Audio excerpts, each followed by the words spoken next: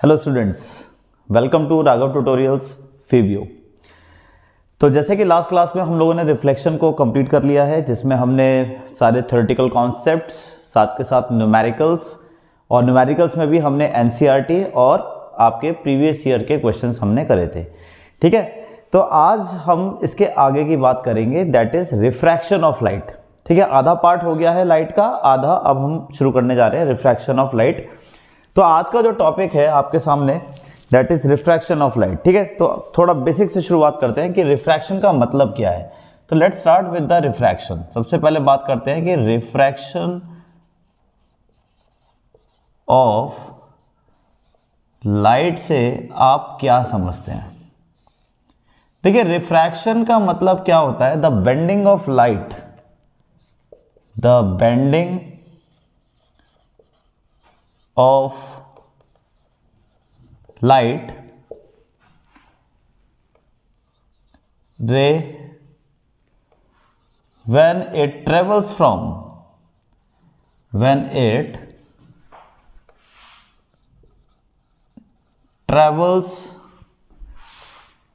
from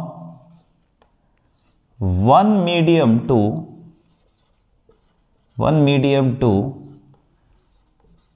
another medium, one medium to another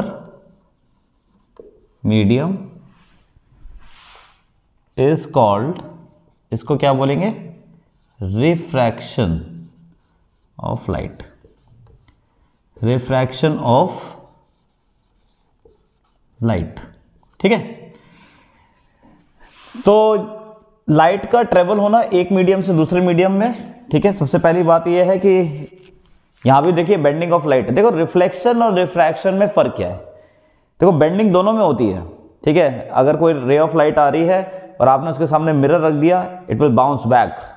ठीक है, तो क्या होगा कि वो अपना डायरेक्शन जो है वो चेंज कर लेगा।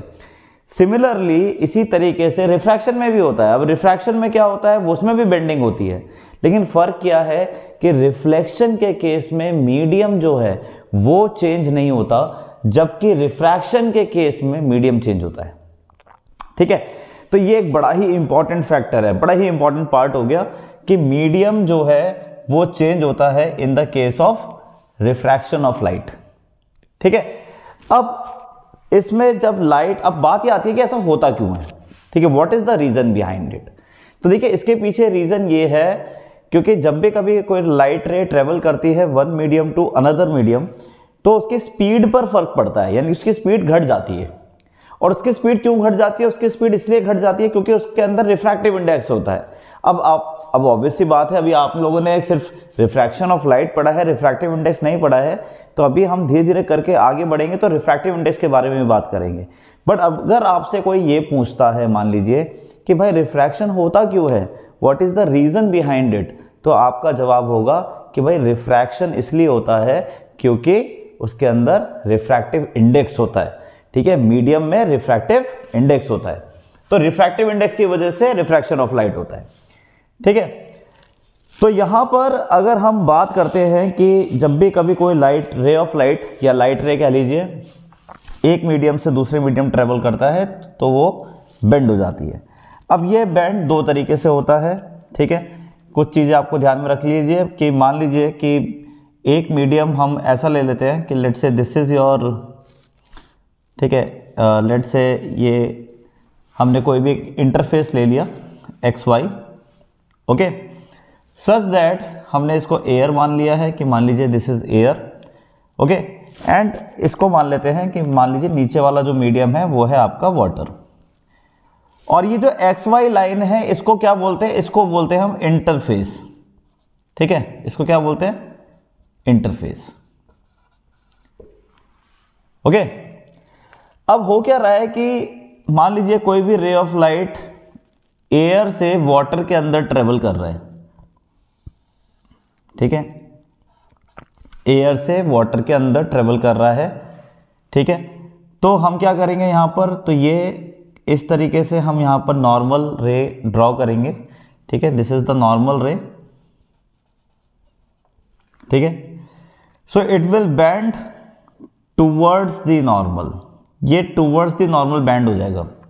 अब ऐसा इसलिए हो रहा है क्योंकि लाइट ट्रेवल कर रहा है किस मीडियम से, रेयरर मीडियम से। कौन सी मीडियम से, रेयरर मीडियम से डेंसर मीडियम। अब एक नया कॉन्सेप्ट आ गया है कि सर रेयरर मीडियम और डेंसर मीडियम कौन से होते हैं। देखिए रेयरर मीडियम वो होते हैं जो आप ऐसा कह सकते हैं कि लाइटर होते हैं, या ये कह लीजिए जहां पे स्पीड ऑफ लाइट ज़्यादा होती है, तो उसको हम क्या कहते हैं, रेयरर मीडियम। जैसे कि वैक्यूम, जैसे एयर, फ्री स्पेस, ये सब के सब जो है वो रेयरर मीडियम होते हैं।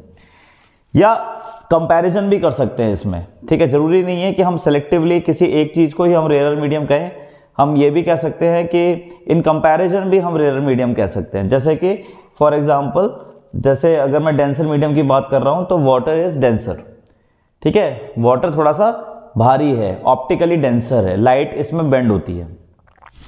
उसके कंपैरिजन में एयर जो है वो रेयरर है। बट मान लीजिए अगर मैं वाटर को ऊपर कर दूं और नीचे ऑयल फिल कर दूं, तो अब वाटर जो है वो रेयरर हो जाएगा और ऑयल जो है वो क्या हो जाएगा, डेंसर मीडियम।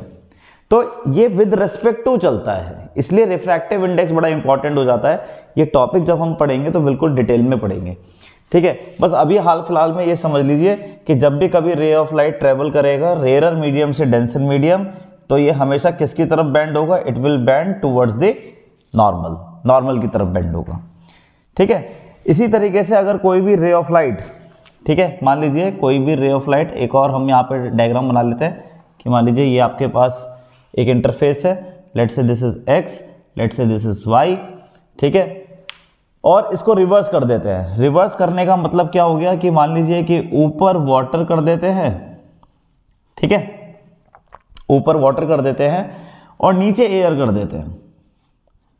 यानी ऊपर तो हो गया आपका डेंसर मीडियम और नीचे हो गया आपका रेयरर मीडियम, ठीक है। तो whenever the light travels from, let's से एक रे ऑफ लाइट आया इस तरीके से, ठीक है, तो इस तरीके से आया और मान लीजिए कि दिस इज द नॉर्मल, ये नॉर्मल हो गया, ये रे ऑफ लाइट हो गया आपका।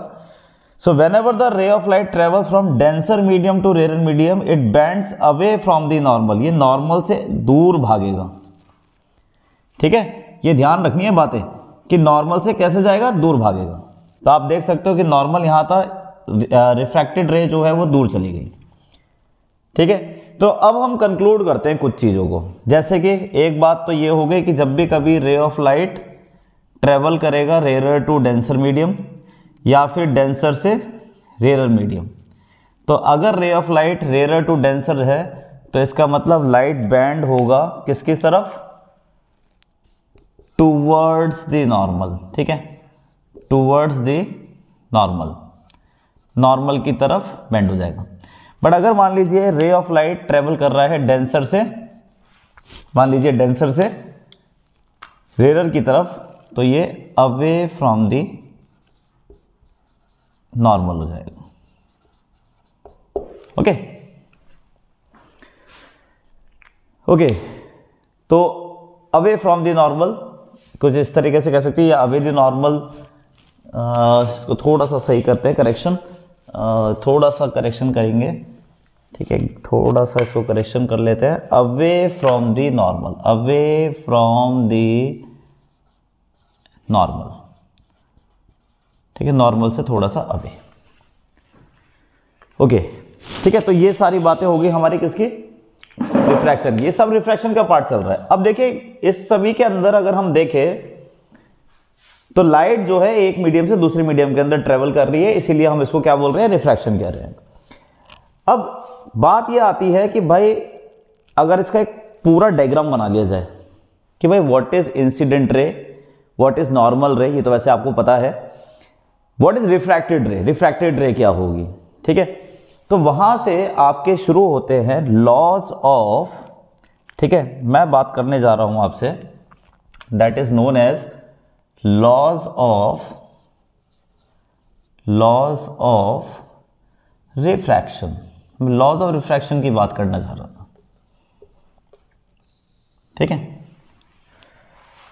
अब लॉज ऑफ रिफ्रैक्शन की जब हम बात करते हैं तो इसमें सीधा सा पहले तो एक डायग्राम बना लेते हैं। सबसे पहले तो देखो इंपॉर्टेंट हो जाता है आपका डायग्राम, तो एक डायग्राम बना लेते हैं। मान लीजिए this is your interface, once again ये आपका कोई भी एक इंटरफेस है, ठीक है। Let's say this is X, let's say this is Y, ठीक है। मान लीजिए कि ऊपर वाला मीडियम जो है वो रेयर मीडियम है, ठीक है। ऊपर वाला मीडियम जो है वो रेयर मीडियम है, जिसका रिफ्रैक्टिव इंडेक्स जो है वो μ1 है, ठीक है। इसी तरीके से एक और मीडियम है नीचे, दिस इज डेंसर मीडियम, जिसका रिफ्रैक्टिव इंडेक्स जो है वो कितना है, μ2 है, okay. So the light is travelling from let's say rare medium to denser medium. ऐसा मान लेते हैं कि लाइट जो है वो कुछ इस तरीके से ट्रेवल कर रहा है, it is travelling from rare medium to denser medium. तो आपको पता है कि ये हो जाएगा हमारे पास incident ray, this is known as incident ray. यहां पर एक नॉर्मल बनाएंगे फटाफट से, तो एक नॉर्मल बना दिया, this is normal. So whenever the light travels from rare to denser medium, rare to denser medium bends towards the normal, तो नॉर्मल की तरफ ये क्या होगा, ये बेंड हो जाएगा। तो नॉर्मल की तरफ जब ये बेंड होगा तो विल गो लाइक दिस, ठीक है। तो कुछ इस तरीके से बेंड हो जाएगा। तो ये जो इंसिडेंट रे नॉर्मल के साथ एंगल बनाएगा, this is known as angle of incidence and this is known as angle of refraction, ठीक है। ये हो जाएगा हमारे पास refracted ray, this is known as refracted ray, ठीक है जी। तो ये हमारे पास कुछ इस तरीके से हो गया पूरा रे डायग्राम आपका कंप्लीट, ठीक है। This is let's say P point which is point of incidence. तो देखिए अब बात आती है लॉज ऑफ रिफ्रैक्शन होता क्या है ना, what is laws of refraction. देखिए फर्स्ट लॉज ऑफ रिफ्रैक्शन क्या कहता है, फर्स्ट लॉ में क्या कहता है, मैं यहां पे लिखना शुरू करता हूं। देखिए फर्स्ट लॉ कहता है, देखिए फर्स्ट लॉ क्या कहता है, incident ray, normal and refracted रे, यानी कि इंसिडेंट रे, नॉर्मल रे और refracted ray all lie at the same point of incidence, सभी के सभी एक ही पॉइंट पर आके मिलते हैं। तो आप देख सकते हो कि इंसिडेंट रे भी पी पे मिल रहा है, नॉर्मल भी पी पे मिल रहा है, रिफ्रैक्टेड भी पी पे मिल रहा है। तो ये सभी के सभी एक ही पॉइंट पर मिलते हैं और सभी के सभी एक ही प्लेन के ऊपर लाई करते हैं, यानी कि सभी के सभी एक्स वाई के ऊपर ही इंसिडेंट कर रहे हैं, they all are lying on the same plane, ठीक है। So incident ray, normal ray, refracted ray all lie at the same point of incidence and all lie on the same plane, सभी के सभी एक ही point पर incident करते हैं और एक ही प्लेन के ऊपर लाई करते हैं, ऐसा फर्स्ट लॉ कहता है, ठीक है। तो इसको लिख लेते हैं यहाँ पे फटाफट से, द इंसिडेंट रे, ठीक, we will write the incident ray comma refracted ray comma normal at the point of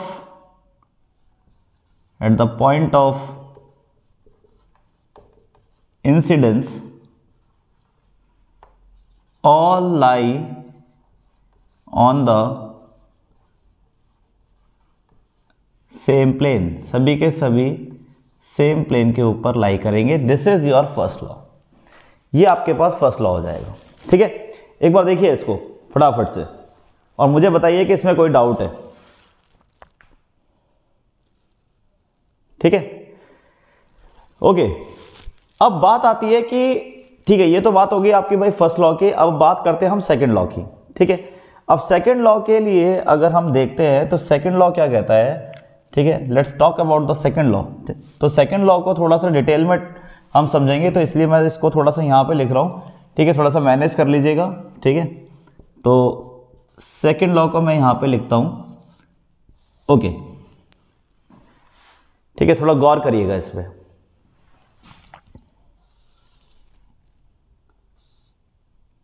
थोड़ा सा अरेंज कर देते हैं सो दैट कंफ्यूजन नहीं होना चाहिए, ठीक है, कोई कंफ्यूजन नहीं होना चाहिए, ओके। इसको ऐसे डिवाइड कर देते हैं। देखिए सेकंड लॉ की जब मैं बात करता हूं तो सेकंड लॉ क्या कहता है, सेकेंड लॉ कहता है the sine the ratio of sine of angle of incidence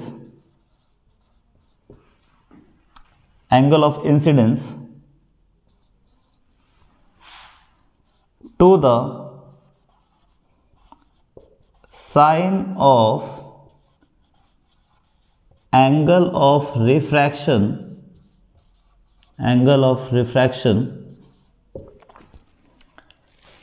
is a constant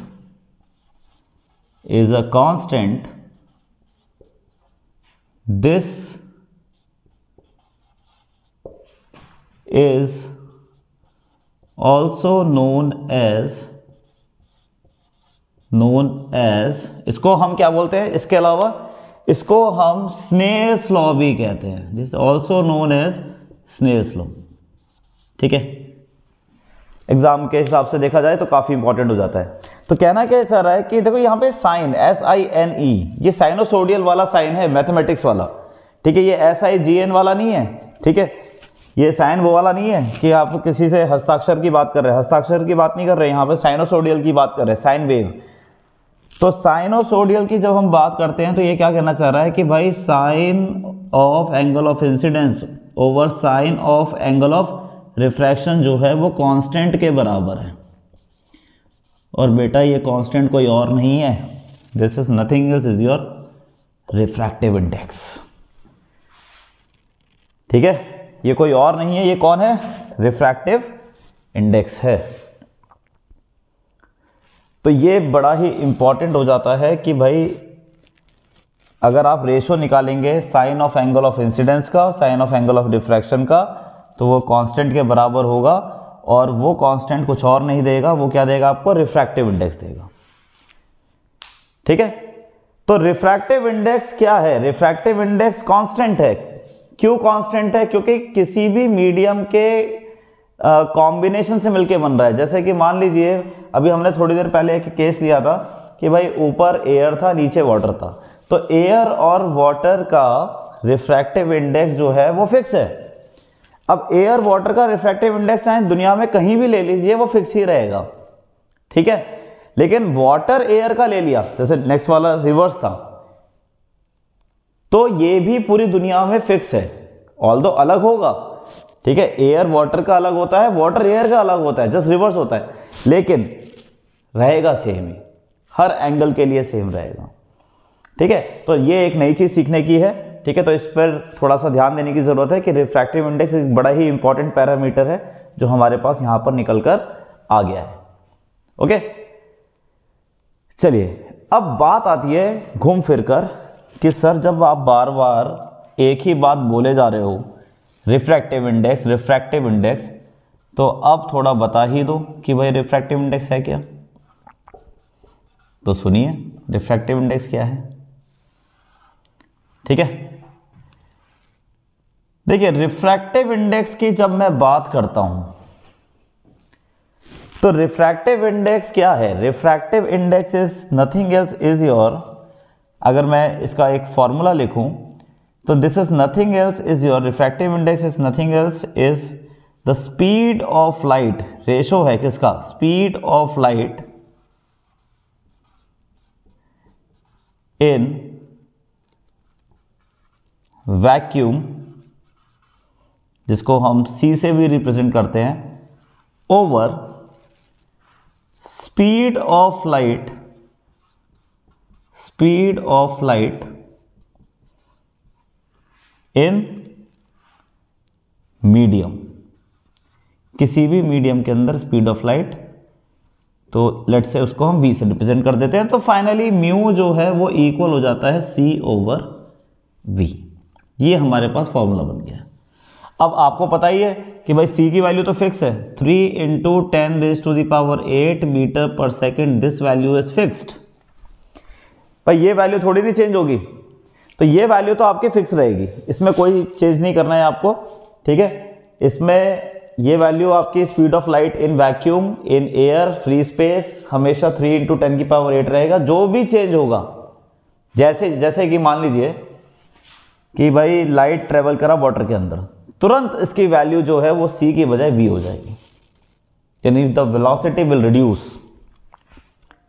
तो आपको एक चीज नई सीखने के लिए मिल गई आज। क्या आपको नई चीज ये सीखने के लिए मिल रही है कि रिफ्रैक्टिव इंडेक्स और वेलोसिटी एक दूसरे के क्या है, इनवर्सली प्रोपोर्शनल है।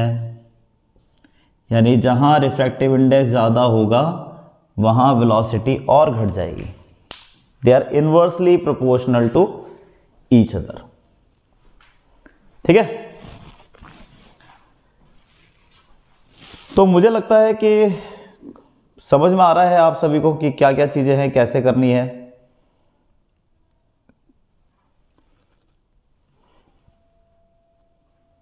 ठीक है, तो आज के क्लास में हम लोगों ने बेसिक के बारे में पढ़ लिया। देखिए बेसिक के बारे में हमने क्या क्या पढ़ लिया है। आज हमने पढ़ा है, एक तो हमने ये पढ़ा कि भाई रिफ्रैक्टिव इंडेक्स क्या होता है, कि कितना इंपॉर्टेंट है। ठीक है, स्टार्टिंग हमने कहां से करी थी, हमने कही थी रिफ्रैक्शन ऑफ लाइट से।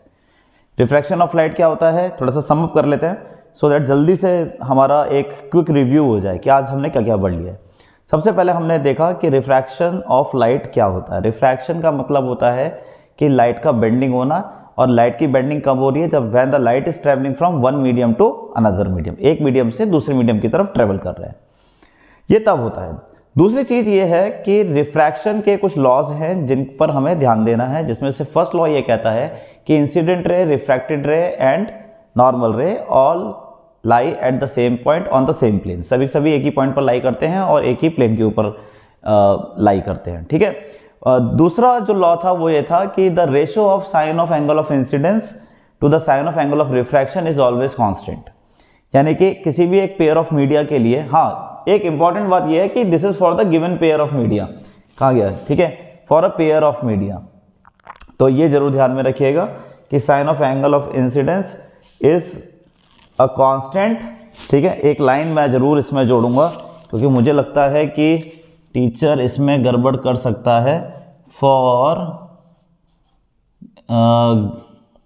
अ पेयर ऑफ मीडिया, ठीक है, for a pair of media, ये थोड़ा सा करेक्शन करना पड़ेगा, मैं रेड पेन से लिख देता हूँ मीडिया। ठीक है, मीडिया और मीडियम में फ़र्क क्या है, मीडिया और मीडियम में फ़र्क सिर्फ सिंगुलर और प्लूरल का है। ठीक है, और कुछ नहीं है। दो मीडियम की बात करते हैं तो वो मीडिया बन जाता है।